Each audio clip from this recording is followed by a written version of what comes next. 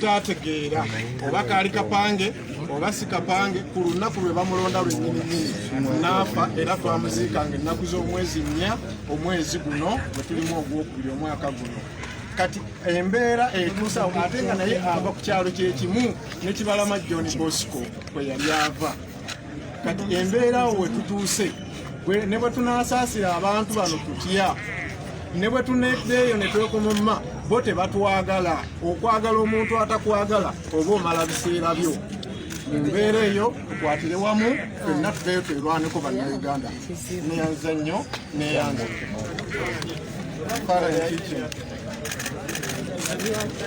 Kibalama yalina emyaka 39 bwe baamuwangira. Essaawa eno kitegeeza agera mu myaka 41.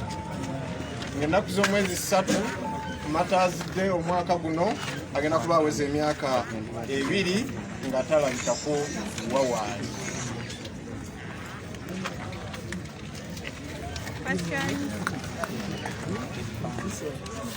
Thank you. So the message is clearly loud from these families. They're saying, look, if you think our loved ones have committed an offense, take them to court, because we are not saying we are above the law. No one is above the law. But if you think, as the regime, that somebody has committed an offense, there is a legally provided way to do things. Arrest them, take them to police, take them to court. But the business of kidnapping people in the middle of the night, take them to no one knows where, their families have no idea.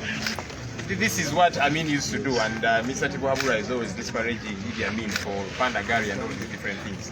We are back to those days, and we are saying we shall not relent until the rule of law in every sense gets to happen. There is a gentleman who was kidnapped from Chiruhura.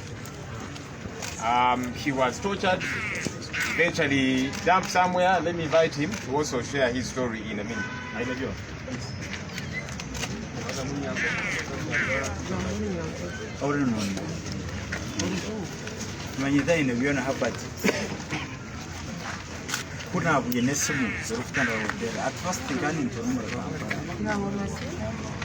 I was staying in Kampala, so I started receiving calls. What, so I decided to escape from the city. Nirukanga na Zumacharo, Chiruhura. So when I was in Chiruhura, it was 5th. Gazigena Zomwezi Itano, Kumineville. Ishabanya Chira. Nkandi mu center abujja bankwata bante kumotoka ekika kya drone natambura katambura kimwedde kikiziru kika 8 so kutwentu tambura dakika 8 twakire aho nabentaro kumanya I was tortured zona amukundi ezinepiterezo umbejere zona nepiterezo Kantine kosho ya beneji yedinemu zona nepiterezo but twice bagenda barukumbuza what is vision 2021 na mission 2021 it is all about change kuba tuzari rumurendo some other things I don't even Museveni is off. Abashaba Museveni ndo bangwatsere. Nkanta kumanya abwa kibangwatsere. Nibamboza mission 2021 it is all about change. Thank you, Aineviona. I'm okay. Changura is treating me.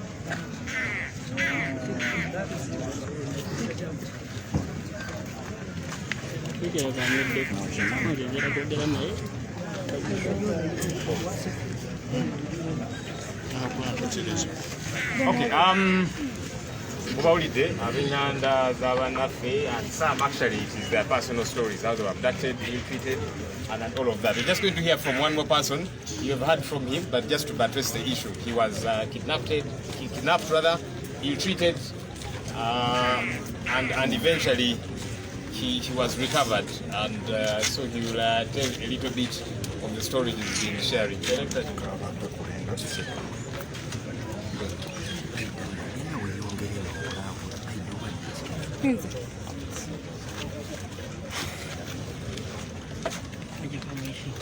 Balamusiza baganda bange. Balamusiza nnyo baganda bange. Yenze Lule, yenze David, yenze Bwanika, yenze Hamza. Ennaku z'omwezi 12 nga bukya ku makya, amagye ga Uganda, kubanga nalabako fulaga za Uganda, ne military bannumba ewaka ne bamenya geti yange, ne bakuba asikaali wange, ne bankubakuba, ne batwala ebintu byange, batwala sente enkalu, batwala buli kapapula konna kenina mu nyumba, buli kapapula kenina mu nyumba, ne bakaba kawandiiseko erijjasi kigambo ennyukuta emu eki. Bagayi bajja ewaka nga balinga abanoonye omutemu eyatomola ekyalo kiramba n'emikono gye. Bankubakuba ne bateeka makansi gye bazze okusasisa oluggi, ne baginteeka mu bulago. Twagenda okuvuga okutuuka ku kolansi ya Gayaza Road nga sikyasobola kutegeera nti oyo ye James oba oyo ye Richard. Bantwala ku Seemwayo Embuya gye banzikiriza mu Kigo Down, gye nalaba abasirikale abasukka mu 10 nga bali mu uniform ez'enjawulo nga si za Uganda. Kinategeera oluvannyuma abaali babaddeyo wansi ebbanga bangamba nti wansi agolabye mu magye ga Rwanda n'aga Burundi mulimu n'abayeekera abayeekera Congo. Ekyambalo kye nategeerako kyekyambalo ky'abasirikale be basooka otuwa aba Electoral Commission.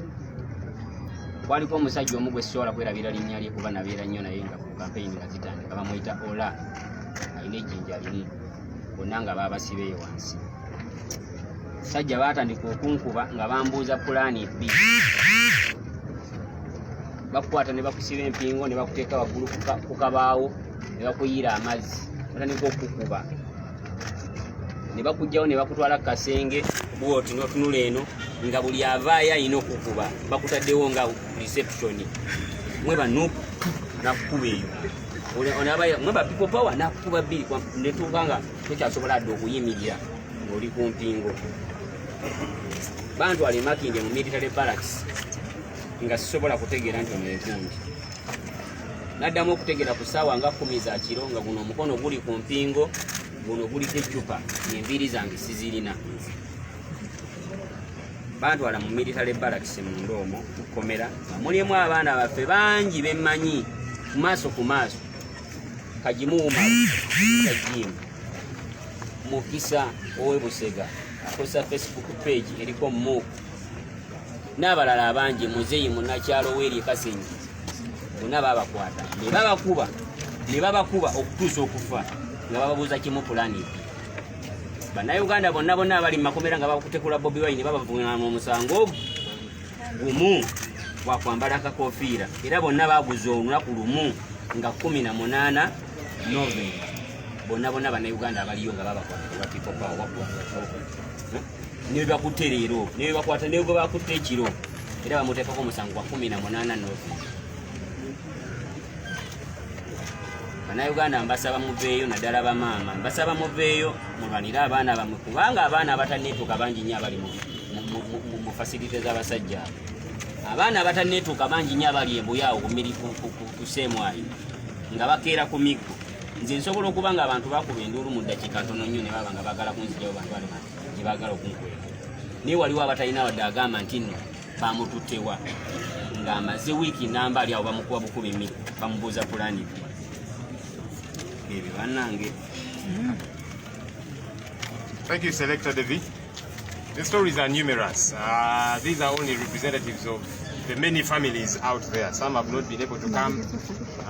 Some are far off. We're speaking to some of our colleagues in northern Uganda. Some are in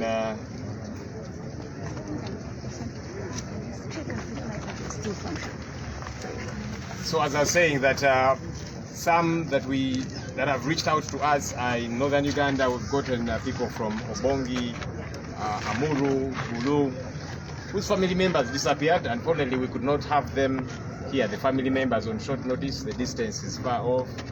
There are some from Mbale, Serere, several parts of the country that we have not been able to have. So these are only representatives of those. Very gruesome stories. I was just hearing the story of Martin Lukwago, who was abducted in June of last year in Bugolobi.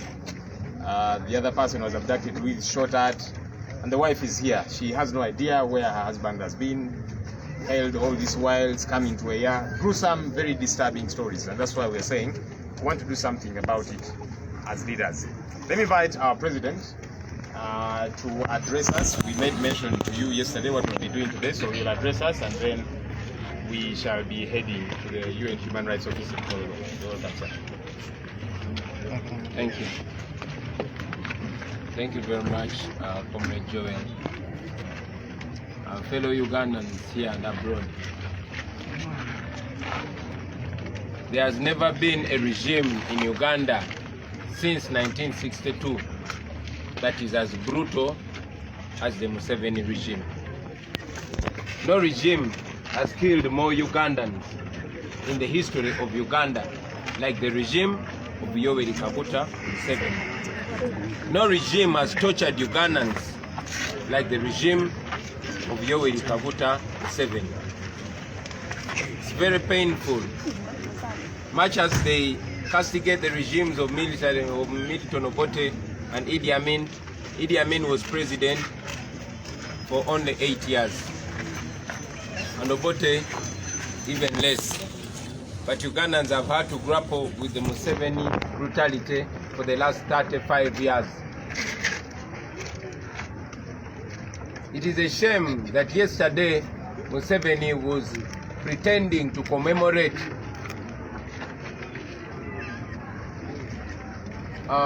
Archbishop Janandum, who was killed in the Amin days. But the same person has presided over brutality and murder. It is in this regime that Sheikh Muzata died conspicuously. It is in this regime that my clan brother, Bishop Kagwa, died, and it's not explained yet. And very many others are continuously being killed. Ladies and gentlemen, as we speak today, the regime is in overdrive, kidnapping, abducting people, many of them never to be seen again. There's every effort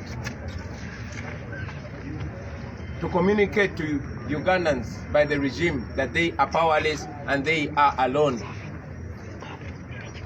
By arresting me with more than 100 others and handpicking me, taking me to my home and charging the rest, the Nubian Lees, the Eddie Mutwes and the rest, with illegal possession of firearms when I was the one leading that team.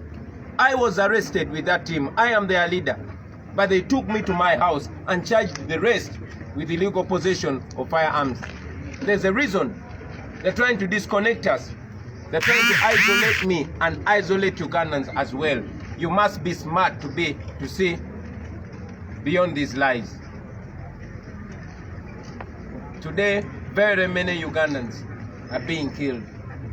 Just this morning alone, I got a call that one of our comrades, who was our polling agent in Rakai, Ewan Sendazi Paul, was abducted by plainclothes people. Only one of them, there were three. Two were in plain clothes but having AK-47 guns, and one was putting on military uniform. They took him away. Just yesterday, I learned that one of my close friends, and coming from the same birthplace, Kanoni in Gomba, a young man called Katamba Dixon, a son of Chinene and a grandson of Kuku, my neighbor, was abducted. He has not been seen again. Many others continue to go missing. The regime is targeting not only those that are close to me, but every Ugandan that has ever agitated for change. Every Ugandan that is known to support forces of change, particularly the National Unity Platform. ladies and gentlemen, the person killing your children is Yoweri Kaguta Museveni. The person ordering for the disappearance of your children is Yoweri Kaguta Museveni, and I am not lying because he came out on national TV and confirmed that he has been the one sanctioning all these murders and disappearances.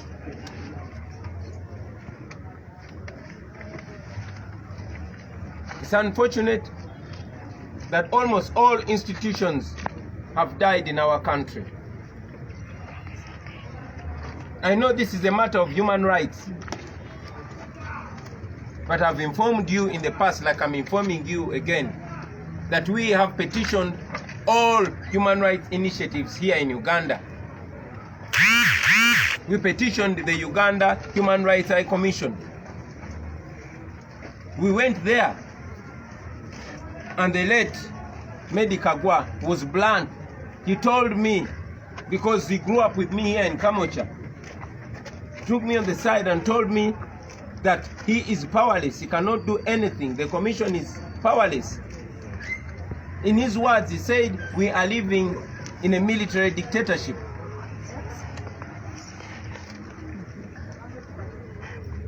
I reported to the commission after the Arua torture. We reported very many times, and yes, very many cases of torture and abuse of human rights. They couldn't do a thing.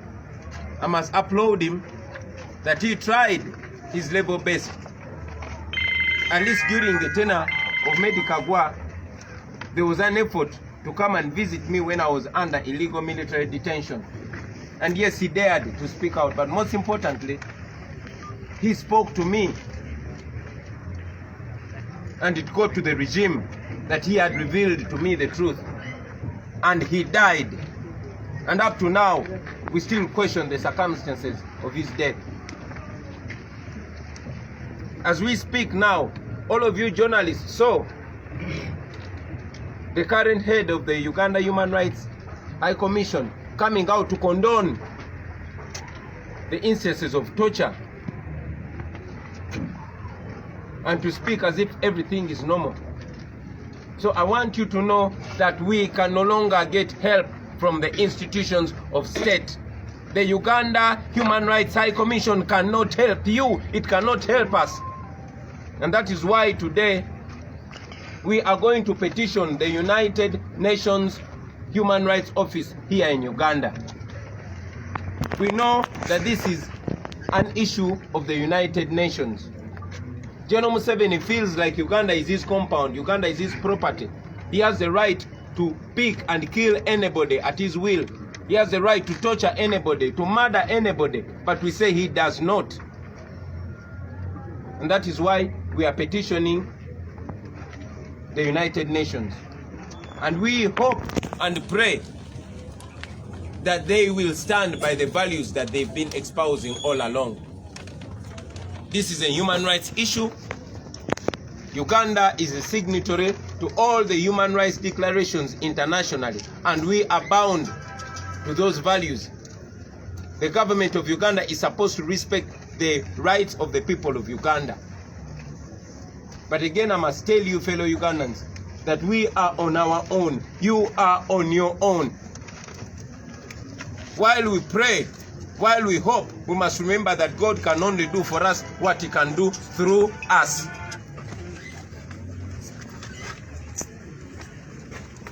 We are meeting with my fellow leaders to discuss and resolve what other steps we are going to take. But one thing that should be clear to everybody, that we shall take steps to end this brutality, to end these disappearances, to end the state-inspired murder. We stand with you, families. We stand with all of you, comrades. And I must also tell you that the security agencies are actually also using this opportunity to extort money from the families of the missing people. They go to them, ask for money, and ask for other favors. We will be coming to you to report to you what comes from the United Nations Human Rights Office, but also to report to you what comes from our mind and to guide you fellow Ugandans on what will happen next. But one thing I want you to know is that we are not going to sit down in the face of state-inspired murder. I thank you.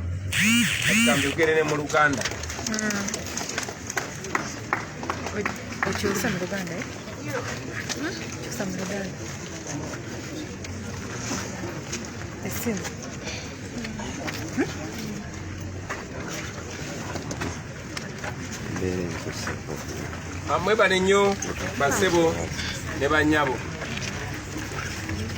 Baba mbadde ngezaako bannyonnyola nti bu Uganda bukyanga twefuga tewabangawo omulembe gujjudde butemu nga mulembe gwa Museveni. Tewabangawo mulembe bannayuganda mwe batemuddwa nga mulembe gwa Museveni. Tewabangawo mulembe bannayuganda bwe babuziddwawo ng'omulembe gwa Museveni. Wadde babeeranga batugamba nti emirembe gy'Obote n'Amini walingawo ettemu, naye Amini yafugira emyaka 8 n'Obote mitono. Naye bannayuganda babonaabonedde mulembe gwa Museveni kati emyaka 35. Olunaku lwa John Namulabye nga yeefumba n'abantu be yabadde nabo nga beefudde abajaguza olunaku lwa Archbishop Jana Nduumu eyatemulwa ku mulembe gwa Amini. Muline neebuuza oba Museveni talina nsonyi nga mulembe gwe mwennyini mwe mufiiridde abasajja nga Sheikh Muzaata nga paka kati enfaaye tennannyonnyolwa. Mu mulembe guno mwennyini mwe mufiiridde Bishop Kaggwa ow'e Masaka ng'enfaaye tennannyonnyolwa. Ne bannayuganda bangi nnyo abafiiridde mu mbeera bwetu. Eddembe ly'obuntu lirinnyiddwa nnyo, bannaffe bangi babuziddwawo, bangi bakyagenda maaso n'okubuzibwawo. Njagala obategeeza nti omuntu atemula abaana bammwe si mulala, ye Mwami Yoweri Kaguta Museveni. Omuntu alagira okubuzibwawo abaana bammwe si mulala, ye Mwami Yoweri Kaguta Museveni. Bino mbyogerera wano era mbyogera nga ndi confident. Ababadde bakyakibuusabuusa mwamulabye ng'avuddeyo n'ategeeza ensi nga bwe yalagira okutemula abaana bammwe, nga bwe yalagira okuwamba abaana bammwe, era nga bw'amanyi gye bali, newankubadde ate ebitongole ebimukolera omuli ekya poliisi n'amagye ne minisita w'ensonga ez'omunda bo babadde beegaana okuba akafaananyi nga minisita w'ensonga ez'omunda yeegaanye tamanyi bantu bamwe gye bali abawambibwa, ng'omwogezi wa poliisi agambye tamanyi bantu bamwe gye bali, ng'omulala omwogezi wa poliisi aze n'agamba enamba ezitabeerako namba puleti n'annyonnyola mu ngeri enyooma entegera y'abantu. Naye ate bosi waabwe n'avaayo n'akakasa nti ye yalagira okutemula kw'abantu bammwe, nti era ye yalagira okuwambibwa kw'abaana bammwe. N'olw'ensonga eyo mwenna buli omu agambe munne, ffenna tubeere nga tumanyi nti tewali muntu mulala alagira kuwamba abantu baffe okuggyako Mwami Museveni. Ekyo nno kimenya amateeka era kyongera obbalaga nti eno gavumenti kati ekifugisa omudumu gw'emmundu tekyagoberera amateeka, kubanga mu mateeka omuntu ne bw'aba bamuguddeko omusango bwe bamukwata bamutwala ku poliisi, amateeka agakkiriza bannamateeka be n'abasawo be n'abafamire ye okujja omulaba. Ne mwenna temunalaba ku bantu bammwe bangi nnyo mukyabanoonya, naye yazze n'ayogera amannya gaabwe nga bamanyi. Bangi nnyo tubadde tukyabanoonya paka muganda waffe Selector Devi bwe bamusesema oluvannyuma lw'okusaawo embeera, era yategeezeza nti bangi nnyo bali eyo, bangi babatemula ne babasuula eyo, bangi babasibako mayinja ne babasuula mu nnyanja. Gwegwo omulembe gwe tulimu. Ebyo bye mbagamba bya ddala, bye mbagamba biri mugenda maaso ku bantu baffe nga Museveni yabiragira. Bye mbagamba mubiraba nti ne bw'ofuluma ojja kulaba ezo emmotoka za drone nga zitambula teziriko namba plate. Bye mbagamba tebiri mu myaka gya 7, tebiri mulembe gwa Amini, biri mulembe gwa Museveni olwaleero, biri mu mwaka 2021. Eyo yembeera gye tulimu olunaku lwaleero. Bangi mujja kwebuuza nti lwaki tetugenze mu bitongole eby'eddembe ly'obuntu ng'ekitongole ekya Uganda Human Rights Commission naye njagala obajjukiza nti oluvannyuma lw'okututulugunya mu Arua twagenda ne tuwaaba omusango mu kitongole kya Uganda Human Rights Commission. Twawandiika complaints, twawandiika okwemulugunya kwa mirundi mingi nga tebatuddamu. Gokuba kafaananyi ekitongole ekiri wansi w'amateeka ekirina okwanukula omuntu eyemulugunyiza ku ddembe ly'obuntu okuva 2017 paka olwaleero. Naye era yali akikulira kati omugenzi Meddie Kaggwa ye yali w'amazima, yantuukirira n'aŋŋamba talina kyasobola kukolawo kubanga amagye ge gatufuga, talina kyayinza kukolawo kuba bino si byagoberera amateeka.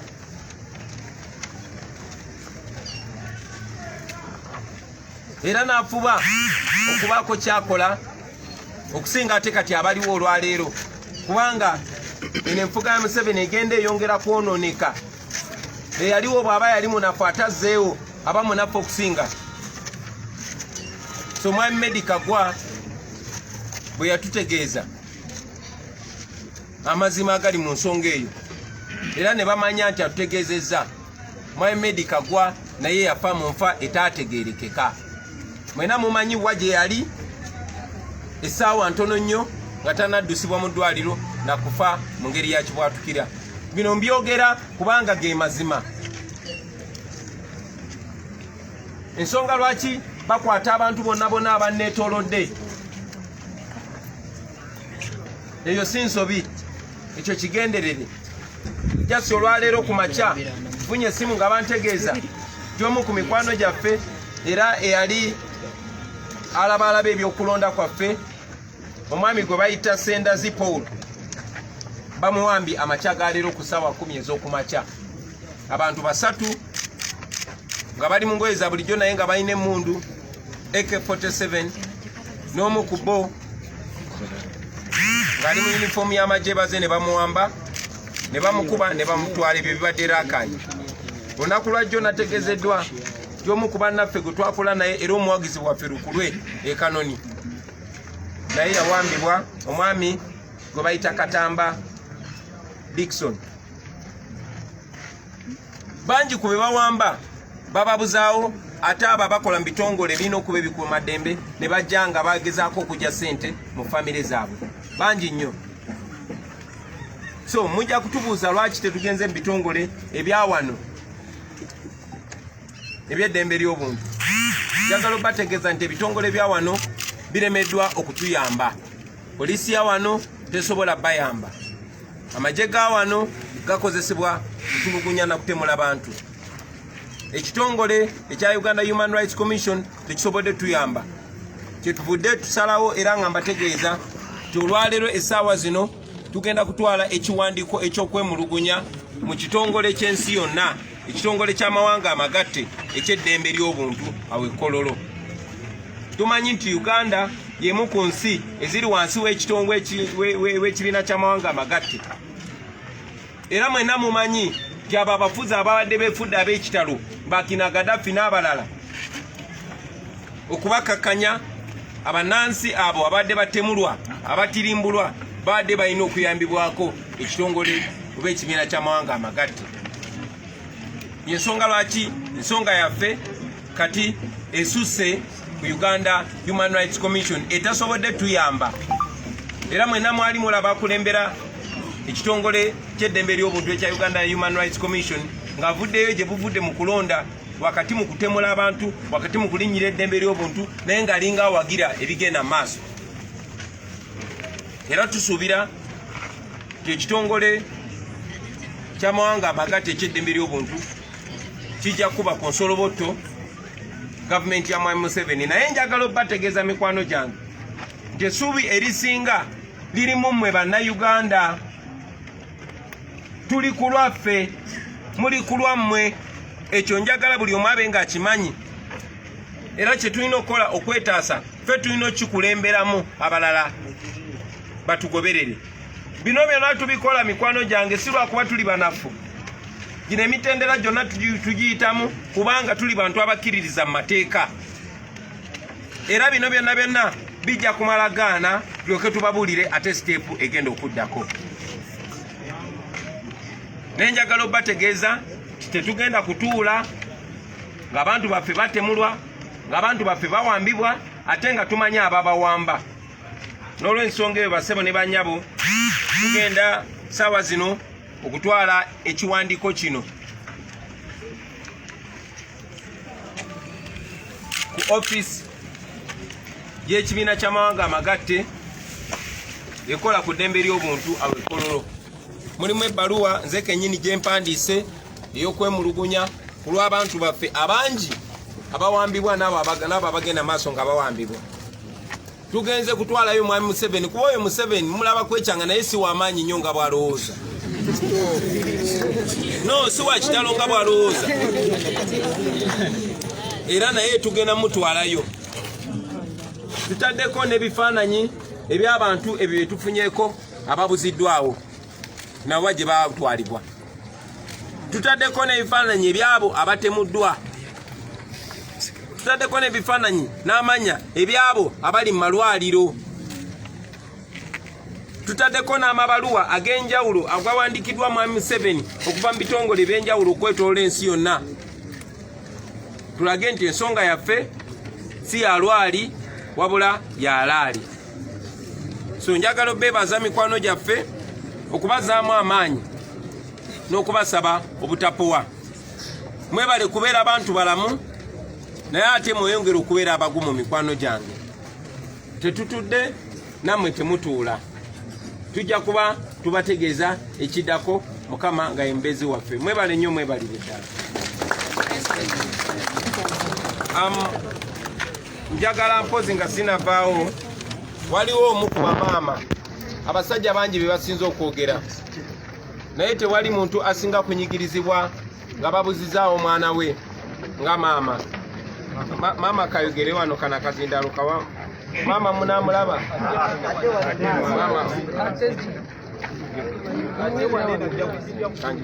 Jijawulira jijja kusika maama yogera atunule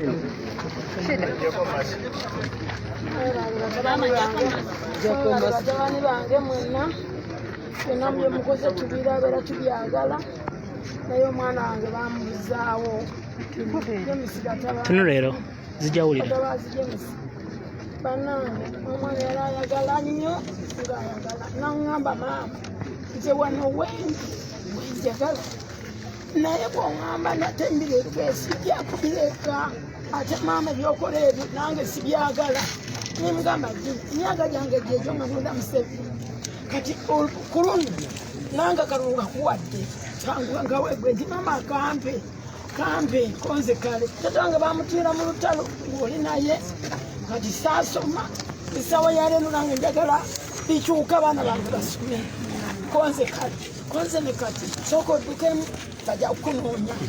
Omwana yaŋŋamba nze sijja kukkiriza okudduka nga simaze kuwayo akaduka mba nfungiddwa nnyo ekinene kale.